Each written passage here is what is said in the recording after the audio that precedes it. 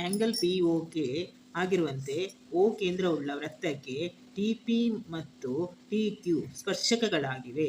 ಹಾಗಾದರೆ ಕೋನ P T ಕ್ಯೂನ ಅಳತೆ. ಇದರಲ್ಲಿ ಒ ಪಿ ಮತ್ತು ಒ ಕ್ಯೂ, ಒ ಪಿ ಮತ್ತು ಒ ಕ್ಯೂ ಯಾವುದರ ಸ್ಪರ್ಶಕಗಳು? ಅದಕ್ಕೆ ಟಿ ಪಿ, ಇದು ಟಿ ಪಿ ವೃತ್ತಕ್ಕೆ ತಾಗಿದ್ರೆ ಅದು ಸ್ಪರ್ಶಕ ಅಂತ. ಮತ್ತು ಟಿ ಕ್ಯೂ ಅದಕ್ಕೆ ಸ್ಪರ್ಶಕಗಳು. ಇದು ಎರಡು ಈ ವೃತ್ತಕ್ಕೆ ತಾಗ್ತದೆ, ಈ line T Q and T P, ಅದು ಸ್ಪರ್ಶಕ ಅಂತ ಹೇಳ್ತೇವೆ.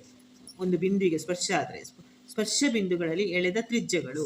ಇದು ಎರಡು ಸ್ಪರ್ಶ ಬಿಂದುವಿನಲ್ಲಿ ತ್ರಿಜ್ಯ ಅಂತ ಹೇಳ್ತೇವೆ. ಇದೆರಡನ್ನು O Q and O P ಅನ್ನು ಟಿ ಪಿ ಮತ್ತು ಟಿ ಕ್ಯೂ ಸ್ಪರ್ಶಕಗಳ ಸ್ಪರ್ಶ ಬಿಂದುಗಳಲ್ಲಿ ಎಳೆದ ತ್ರಿಜ್ಯ ಅಂತ. ಹಾಗಾದರೆ ಆ ರೀತಿ ಹೇಳಿದ್ರೆ ಏನಾಗ್ತದೆ? ಅದು 90 ಡಿಗ್ರಿ ಆಗ್ತದೆ, ಅಂದರೆ ಪರ್ಪೆಂಡಿಕ್ಯುಲರ್ ಇದಾಗ್ತದೆ, ಲಂಬವಾಗಿರ್ತದೆ. ಒ ಪಿ ಲಂಬವಾಗಿ ಟಿ ಪಿಗೆ, ಅದೇ ರೀತಿ ಒ ಕ್ಯೂ ಲಂಬವಾಗಿ ಟಿ ಕ್ಯೂಗೆ, ಆ ರೀತಿ 90 ಡಿಗ್ರಿ ಆಗ್ತದೆ. ಆಗ ನಾವು 90 ಅಂದರೆ 90 ಡಿಗ್ರಿ. ಓ ಆ್ಯಂಗಲ್ ಕೋನ ಒ ಪಿ ಟಿ ಇಲ್ಲಿ ಎಷ್ಟು ಬರ್ತದೆ? ಇದು 90 ಅಂತ. ಅದೇ ರೀತಿ ಅದು ಈಕ್ವಲ್ ಯಾವುದಕ್ಕೆ?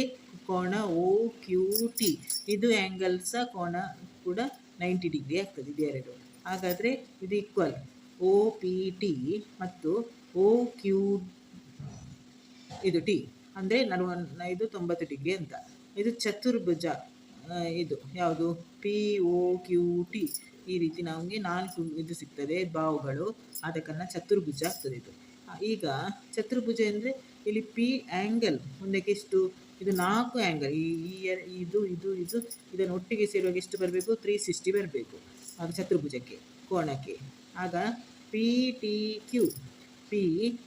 ಕ್ಯೂ ಇದೊಂದು ಆ್ಯಂಗಲ್, ಮತ್ತು ಇಲ್ಲಿ ಒ ಪಿ ಟಿ ಇದೊಂದು ಆ್ಯಂಗಲ್, ಮತ್ತೊಂದು ಪಿ ಒ ಕ್ಯೂ ಇಲ್ಲೊಂದು. ಇದು ಫಿಗರ್ ಕೊಡ್ತಾರೆ ಚಿತ್ರವನ್ನು, ಇದನ್ನು 110 ಡಿಗ್ರಿ ಅಂತ ಅವರೇ ಕೊಟ್ಟಿದ್ದಾರೆ ಇಲ್ಲಿ. ಮತ್ತು ಒ ಕ್ಯೂ ಟಿ ಇದೊಂದು ಕೋಣ.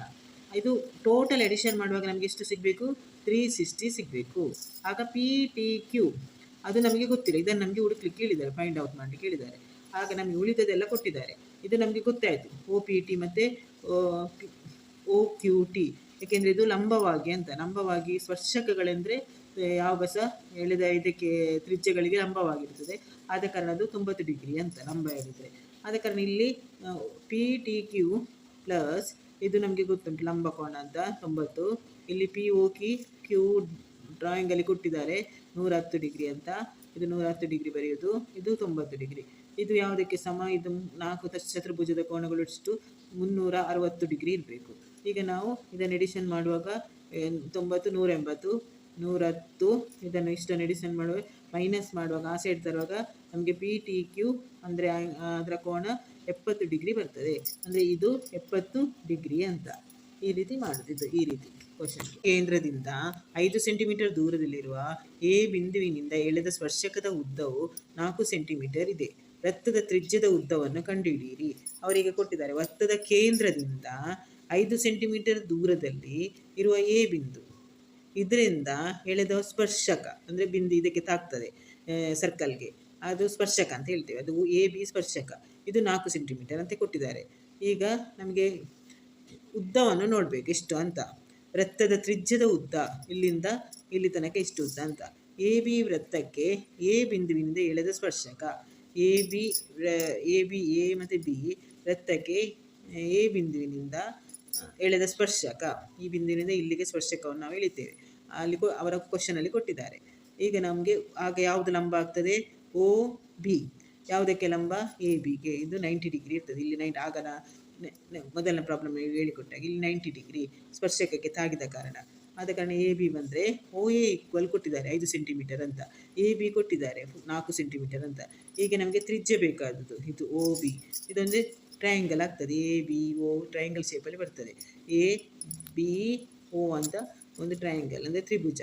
ತ್ರಿಭುಜದ್ದು opposite side square, Pythagoras theorem use ಮಾಡುವ. O A square is equal to O B square plus A B square ಅಂತ. ಇದು ಪೈಥಾಗೋರಸ್ ಥಿಯರಮ್ ಪ್ರಕಾರ ಮಾಡಬೇಕು. ಈಗ ನಮಗೆ ಯಾವುದು ಬೇಕು? ಒ ಬಿ ಬಿ ಒಸ್ ಬೇಕು. ಆಗ ಒ A square equal A B square plus B O square. ಈಗ ಒ ಎ ಗೊತ್ತುಂಟು 5 ಸ್ಕ್ವೇರ್, ಎ ಬಿ 4 ಅಂತ ಕೊಟ್ಟಿದ್ದಾರೆ ಸೆಂಟಿಮೀಟರ್, ಅದು 4 ಸ್ಕ್ವೇರ್ ಅಂತ, ಪ್ಲಸ್ ಬಿ ಒ ಸ್ಕ್ವೇರ್. ಈಗ B O square equal 5 25, minus 4 4 16 equal 9. ಆಗ ಬಿ ಯು ಎಂದರೆ ಬಿ ಓ ಸ್ಕ್ವೇರ್ ಅಂದರೆ 9 ಆದರೆ ಬಿ ಯು ಎಂದರೆ ಸ್ಕ್ವೇರ್ ರೂಟ್ ಆಫ್ 9 ಅಂದರೆ ಇಷ್ಟು 3 ಬರ್ತದೆ. ಹಾಗಾದರೆ ವೃತ್ತದ ತ್ರಿಜ್ಯ 3 ಸೆಂಟಿಮೀಟರ್.